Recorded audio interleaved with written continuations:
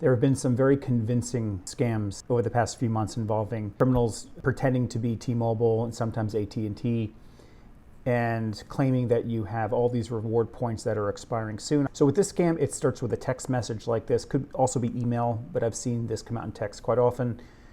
You'll see the T-Mobile in brackets informing you that you have 11,430 rewards points, which will expire on January 12th. Or a date close into the near future, and that to prevent your points from expiring, you need to redeem them before the deadline. And this follows the common MO from scammers. They want to convince you that they have something of monetary value to give you, and there's a very short window of time. So you must act urgently. Two really big points to look at and to know initially that this is a scam. But if you happen to click on this link and you follow through, this is what they're trying to get from you. So we start by going to the link and they show an I'm not a robot form. And this is what the site looks like. It looks very official. It uses the T-Mobile colors. There's the official logo. You're accessing the rewards portal. It does include links off to other pages at T-Mobile, but in general, they really want you to stick to this page. So going down through the page itself, the first thing you want to do is enter your phone number. There's my honeypot number. I'm going to access my rewards. And you'll see available points 12,805 and expiring soon 11,430. Now, y'all probably are getting the same number, 430. I wouldn't be surprised if this doesn't change for any victim.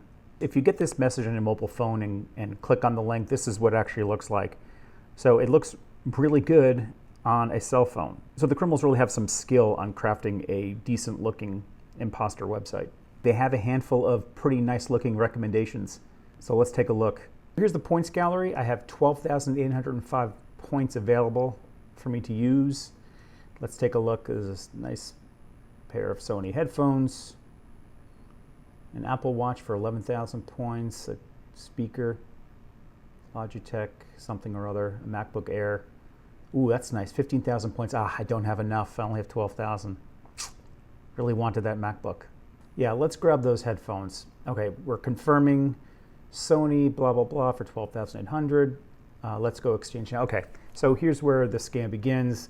They're going to try to get all of my personal details. So let's give them my great-grandfather's name and my honeypot email address and phone number, because I love collecting scam messages, let me tell you.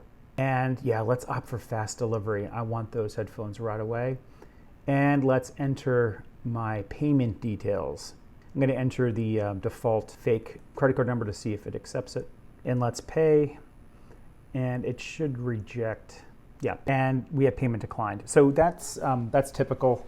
What I think is happening is that the criminals do have a legitimate payment gateway that would accept your information if you were to send something for real, and thereby charging you whatever amount of money you charge for shipping, $12, something like that, right? A small amount of money. But moreover, what they're doing is they're collecting that payment information, right? They're going to store your credit card, capture, of course, your name, your phone number that you entered when you first went into the site, and they're going to capture all your address information as well. So that's a significant amount of personal information that you would be giving up for the criminals to find other ways to scam you, right? So this could be a gateway to a whole other set of scams that you may start getting on your phone or your email address or potentially even your home address, in addition to being charged for $12 or whatever it is. Now, the other thing to consider is that scammers can have control over the amount of dollars. They can tell you on the website that they're going to charge you, $12 for shipping, but charge you $120, right, against your payment gateway. It looks so much like T-Mobile with the colors and the design and the professional text message. You could very easily be fooled by this, right? And maybe you go through this whole thing, you give them information, you're expecting your prize in the mail in a couple of weeks.